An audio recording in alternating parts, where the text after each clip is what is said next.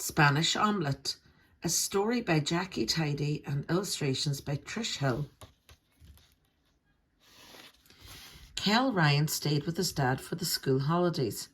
For the rest of the year, he lived with his mum far away in another city. Kel didn't see his dad very often, but when he did, they always had a good time. "It will be fun at the beach today," said Kel, as he and his dad ate their breakfast. "I'm going to try out my new board. Can we go soon?" "Yes, go get your gear. If we leave now, we'll be there before the beach gets crowded," said Dad. Kel was in his room getting his gear ready when he heard the phone ring. When he went back to the kitchen, his dad said, "That was my boss at the airport. I have to go into work this morning because they are very short of baggage handlers. People are away sick." "Oh no," said Kel. "What am I going to do when you are at work?" "I'll call Mrs. Navarro from the apartment upstairs. She might be able to stay with you until I get back. Don't worry, I'll be finished by 1 o'clock. We can go to the beach this afternoon," said Dad. Kel turned to the window and looked out at the lovely sunny day. He didn't want his dad to see how disappointed he was. Mrs. Navarro. All she ever did was watch TV. He was going to be stuck inside the flat with her all morning when he really wanted to be at the beach with Dad, trying out his new board in the surf. "I'm sorry about this, Kel, but I won't be too long," said Dad, trying to cheer him up. "You could help Mrs. Navarro with her English again. Last time she stayed with you, she told me afterwards what a good reader you were." Just then there was a knock at the door and Mrs. Navarro came in. Dad called goodbye to Kel and he was gone.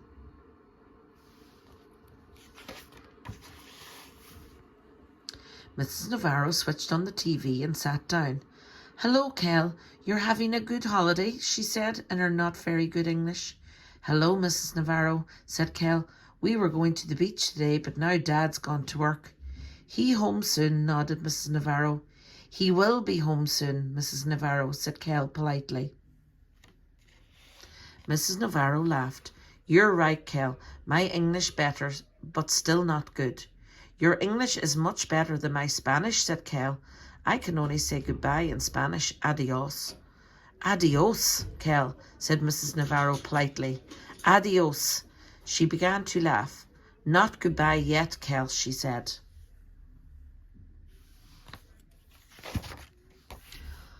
"Why do you like watching TV, Mrs. Navarro, if you can't speak English very well?" said Kel. "I like to hear the talking," said Mrs. Navarro. "I want to speak good English. Then I get job, like in my own country, but learning English not easy." Kel thought about what Miss Navarro had said. It must be very hard not to know the right words. He watched her unpacking the bags she had brought with her. She put her books for practicing English on the kitchen bench. She also unpacked some potatoes and eggs and onions and olive oil. "Kel, I have a good idea. You help me with English and I teach you something Spanish. We make Spanish omelette, tortilla española, for your father. How you say? Deal?" Kel grinned and nodded his head. "It's a deal."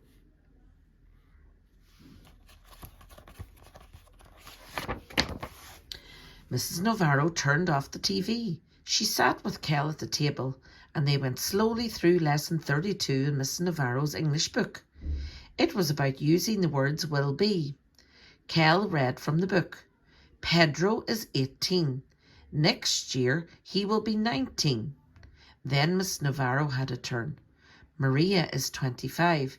Next year she will be 26. Kel made up a sentence that wasn't in the book. "I am 8. Next year I will be 9. Mrs. Navarro laughed and said, "Kel is 8. Next year he will be 9. Suddenly Mrs. Navarro looked at her watch. "Come on, Kel. We will make tortilla española. First we will wash hands." Kel hadn't done much cooking before this. He had never cracked open so many eggs. He looked at all the yolks in the bottom of the bowl. You have strong arms, said Mrs. Navarro, as she handed Kel the egg beater. Kel turned the handle of the beater as fast as he could. This was fun. Mrs. Navarro chopped the onions and sliced the potatoes very thinly. She was so quick at chopping and slicing, and she kept telling Kel how good he was at beating eggs. Mrs. Navarro put the onions and potatoes into the hot oil in the frying pan. When the onions and potatoes were almost cooked, she poured the eggs and salt and pepper mix over them. Now it cooks, she said. We can tidy up and set the table. Your father will be home soon. The omelette smelt delicious as it cooked. Kel knew his dad would like it. Soon Mrs. Navarro turned the omelette onto a plate and then slipped it back into the pan to brown the other side.